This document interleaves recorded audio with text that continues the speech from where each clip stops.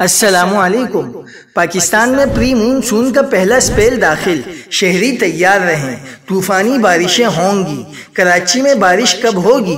ماہرین موسمیات نے بڑی پیشگوئی کر دی۔ کیا آپ حالات حاضرہ سے آگاہی حاصل کرنا چاہتے ہیں؟ خبر کے پیچھے چھپے اصل حقائق جاننا چاہتے ہیں تو ابھی سبسکرائب کیجئے گلمل پاکستان کو اور ساتھ ہی گھنٹی کے نشان پر کلک کر دیں۔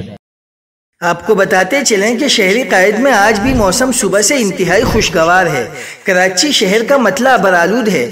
محکمہ موسمیات نے خبردار کیا ہے کہ شہری قائد میں دن میں گردآلود ہوائیں چلنے کا بھی امکان ہے۔